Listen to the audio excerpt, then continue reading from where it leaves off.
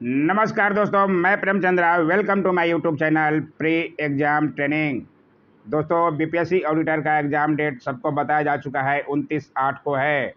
अब बस 30 दिन ही बचा हुआ है। जो लोग अभी भी सो रहे हैं जग जाए, वरना बहुत देर हो जाएगा।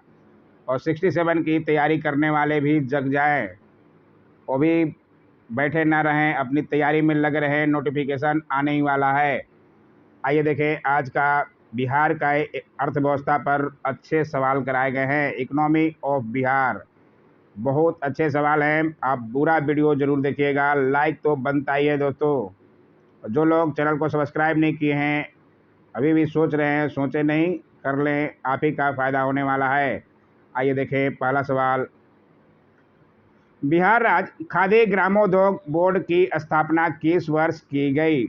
1950, 1951, 1955 और 1956 में से बिहार राज्य खादी ग्रामोद्योग बोर्ड की स्थापना 1956 ईस्वी में की गई थी।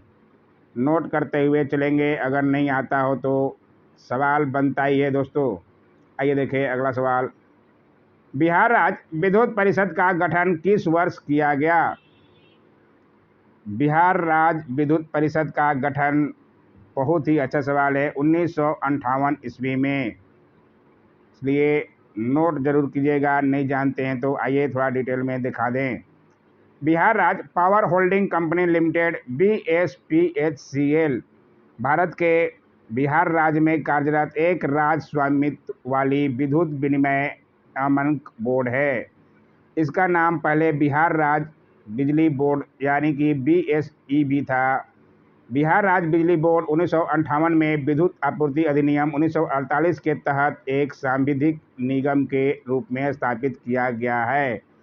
पूरी बातों को समझते हुए चलेंगे और नोट करते हुए चलेंगे। आइए देखें अगला सवाल। बिहार में कृषि योग्य भूमि का कितना भाग सिंचित है? कृषि योग्य भूमि का कितना भाग सिंचाई होता है, सिंचित है? इसका सही जवाब है बी, 30% से अधिक।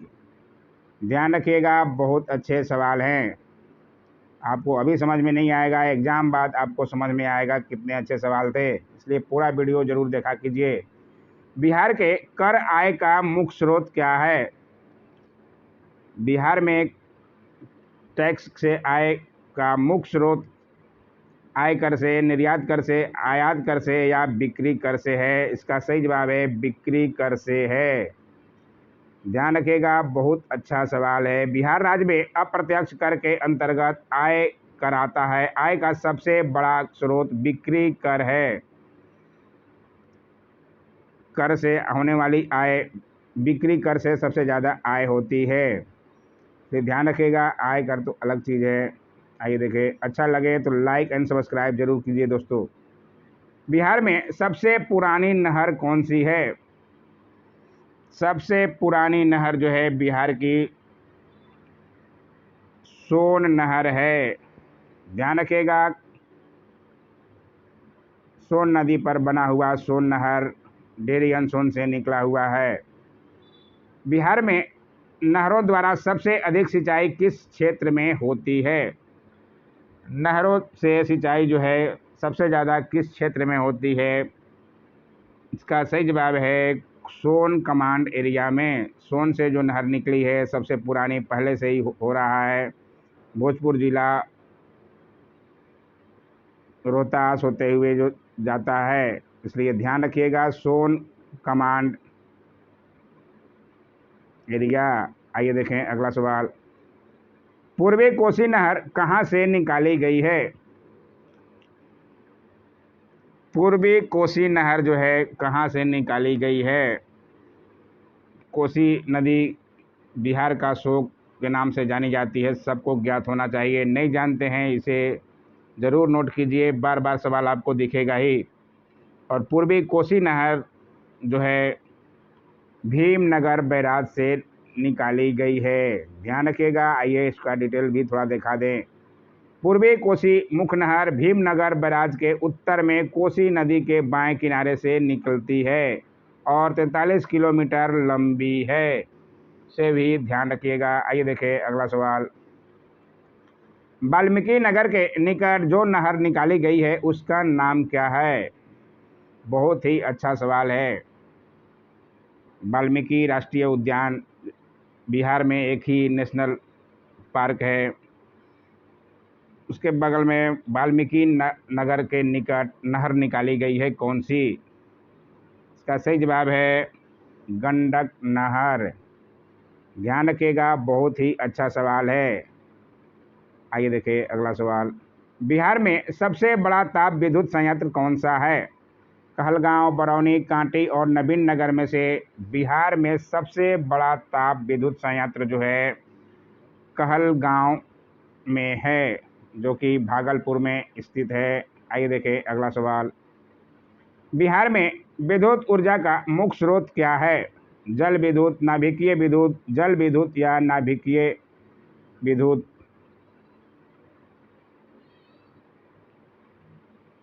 ये 2 बार हो गया।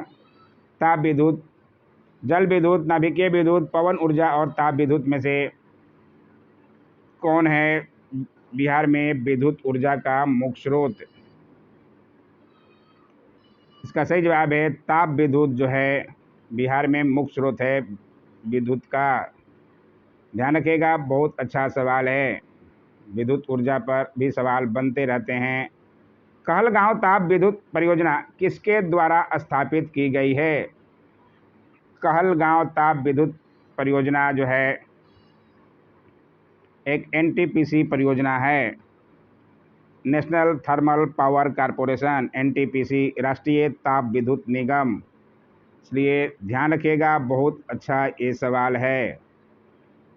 आइए डिटेल में भी थोड़ा दिखा दें। NTPC Kahalgaon super thermal power station Bihar के भागलपुर जिले के कहलगांव में स्थित है और ये एनटीपीसी है, इसलिए एनटीपीसी ध्यान रखिएगा, राष्ट्रीय ताप विद्युत निगम।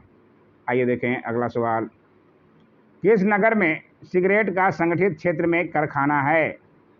बिहार के किस नगर में सिगरेट का संगठित कारखाना है? इसका सही जवाब है मुंगेर में। इसलिए ध्यान रखिएगा, सवाल से ज़्यादा ही बनते हैं।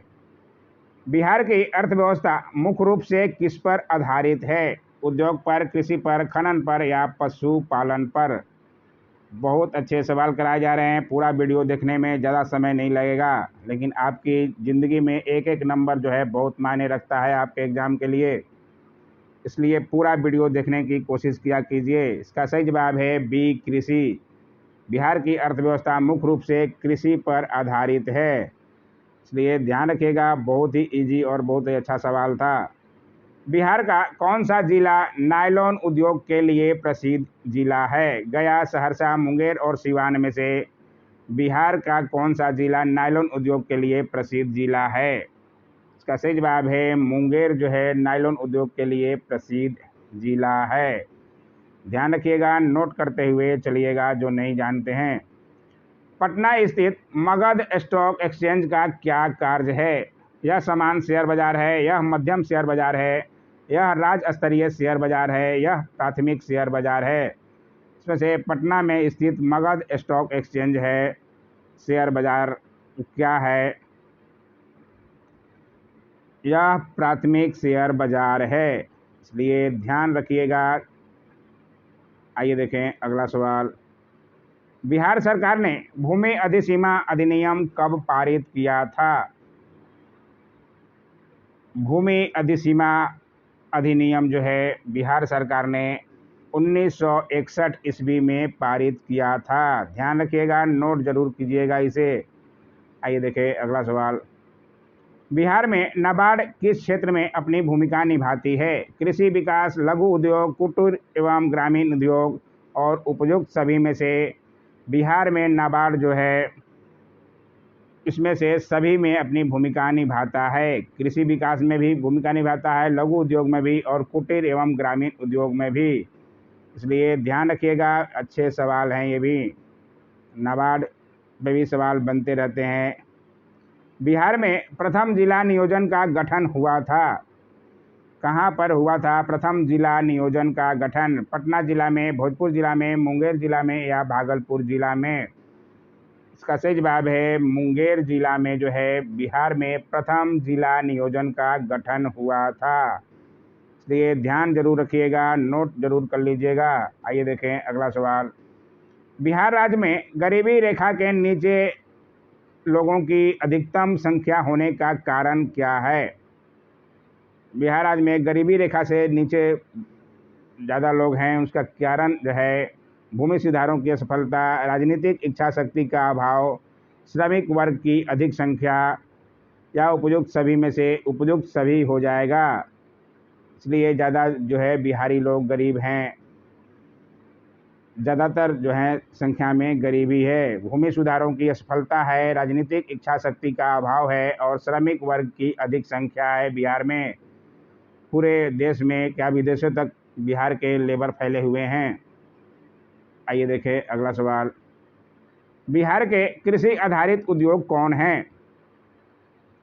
कृषि आधारित उद्योग कौन हैं? चाय, डेयरी, चीनी और उपयुक्त सभी में से कृषि आधारित उद्योग जो है उपयुक्त सभी हैं, कृषि से ही आधारित हैं, इसलिए ध्यान रखिएगा। आइए देखें अगला सवाल। व्हाइट बॉल क्रांति परियोजना किससे संबंधित है? व्हाइट बॉल क्रांति परियोजना जो है इनमें से मखाना से संबंधित है। ध्यान रखिएगा, बिहार में मखाना का उत्पादन होता है और जीआई टैग भी दिया गया है मखाना को, इसलिए ये व्हाइट बॉल क्रांति परियोजना मखाना से संबंधित है। ध्यान जरूर रखिएगा, नोट जरूर कर लीजिएगा। बिहार में चर्म उद्योग केंद्रित है। पटना, मुजफ्फरपुर, बेतिया उपयुक्त सभी में से चर्म उद्योग, चमड़ा का उद्योग जो है कहाँ से केंद्रित है? के अनुसार उपयुक्त सभी हो जाएगा। पश्चिमी चंपारण, पटना, मुजफ्फरपुर, बेतिया और बरौनी में चमड़ा प्रसंस्करण के उद्योग हैं, इसलिए ध्यान रखिएगा। इन सब जगहों का नाम आप जरूर याद रखिएगा। आइए देखें अगला सवाल। खनिज संपदा की दृष्टि से बिहार के कुछ जिले महत्वपूर्ण हैं, इसमें कौन समूह है? खनिज संपदा की दृष्टि से बिहार के कौन कौन से जिले महत्वपूर्ण हैं? इसका सही जवाब है उपयुक्त ए और बी दोनों, यानी कि रोहतास, कैमूर, गया और नवादा, भागलपुर, बांका, जमुई और गया, ये दोनों जो है उपयुक्त सही है बिहार के जिले खनिज संपदा की दृष्टि से, इसलिए ध्यान रखिएगा। अच्छे सवाल है ये भी। आइए देखें अगला सवाल। बिहार में औद्योगिकीकरण या औद्योगिक विकास नहीं होने का कारण है? क्या कारण है कि बिहार में औद्योगिकीकरण या औद्योगिक विकास नहीं होता है? अपर्याप्त अधिसंरचना, निवेश के प्रति उदासीनता, सहयोग प्रदाता संस्थाओं की रुग्णता या उपरोक्त सभी? इसका सही जवाब है उपरोक्त सभी। बिहार में उद्योग की ऐसे भी कमी है। आइए देखें अगला सवाल। बिहार में स्थापित कहलगांव ताप विद्युत गृह एनटीपीसी जो राष्ट्रीय ताप विद्युत निगम की इकाई है, किस देश की मदद से स्थापित की गई है? बहुत ही अच्छा सवाल है। अमेरिका, जर्मनी, रूस और ब्रिटेन में से किसके देश की सहयोग से स्थापित की गई है कहलगांव ताप विद्युत गृह?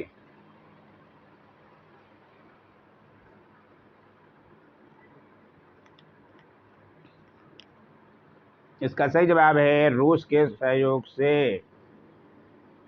ध्यान रखिएगा, बहुत अच्छा सवाल है। आइए देखें अगला सवाल। बिहार में स्थापित कहलगांव ताप विद्युत गृह किस जिले में स्थित है? भी ऊपर ही हमने बताया कहलगांव ताप विद्युत गृह जो है बिहार के भागलपुर जिले से संबंधित है, इसलिए नोट कर लीजिएगा। नहीं जानते हैं तो सवाल बढ़ता ही है। Kahalgaon super thermal power station Bihar के भागलपुर जिले के कहलगांव में स्थित है। आइए देखें अगला सवाल। बेगूसराय जिले में स्थित बरौनी ताप विद्युत गृह किस देश के सहयोग से स्थापित की गई है? कहलगांव तो रूस के सहयोग से हुआ है, लेकिन बरौनी ताप विद्युत गृह जो है किसके सहयोग से हुआ है? इसका सही जवाब है, ये भी जो है रूस के सहयोग से ही स्थापित हुआ है, इसलिए ध्यान रखिएगा इसे भी। आइए देखें अगला सवाल। बिहार में कांटे ताप विद्युत संयंत्र किस जगह पर स्थापित है? कांटे ताप विद्युत संयंत्र जो है बिहार में कहाँ है? इसका सही जवाब है मुजफ्फरपुर में स्थित है, इसलिए ध्यान रखिएगा। कांटी थर्मल पावर स्टेशन अथवा George Fernandes thermal power plant station अथवा Muzaffarpur thermal power station Bihar के कांटी या मुजफ्फरपुर जिले में स्थित है। इसका अलग अलग नाम है, कांटी थर्मल पावर स्टेशन, नाम आप अलग अलग ध्यान रखिएगा। आइए देखें अगला सवाल। बिहार राज्य में विद्युत उत्पादन एवं वितरण का स्वतंत्रता पूर्ण दायित्व किस पर था? आज़ादी के पहले किस पर दायित्व था? बिहार उड़ीसा की सरकार पर, बंगाल सरकार पर, ईस्ट इंडिया कंपनी पर या निजी संयंत्र पर? इसका सही जवाब है बिहार राज्य में विद्युत उत्पादन एवं वितरण का स्वतंत्रता पूर्ण दायित्व जो है निजी संयंत्र पर था, इसलिए ध्यान रखिएगा। बहुत अच्छा सवाल है, देखिए पूरा डिटेल लिखा हुआ है, आप नोट करते हुए चलिएगा। विद्युत उत्पादन का विवरण व्याख्या को संविधान की समवर्ती सूची में रखा गया है, इसे भी जरूर ध्यान रखिएगा। आइए देखें आज का आखिरी सवाल, बहुत अच्छा सवाल है ये भी। बिहार में रेलवे का प्रारंभ कब हुआ? बहुत बार बताया गया है और सवाल तो है ये भी बहुत बार बना है। ऐसे भारत में रेलवे की शुरुआत सबको पता होगा 1853 ईस्वी में चालू हो गया था, मुंबई से थाने चली थी। लेकिन बिहार में रेलवे का प्रारंभ जो है 1860-62 में प्रारंभ हुआ था, इसे ज़रूर ध्यान रखिएगा। ये देखिए आंसर की दिया हुआ है, टेलीग्राम ज्वाइन कर लीजिए, वहाँ आराम से आप क्वेश्चन देखकर आंसर देखकर आप कुछ नोट्स बना सकते हैं। आज का वीडियो कैसा लगा ज़रूर कमेंट किया कीजिए। Don't forget to like share comment and subscribe my YouTube channel. Thanks for watching my YouTube channel.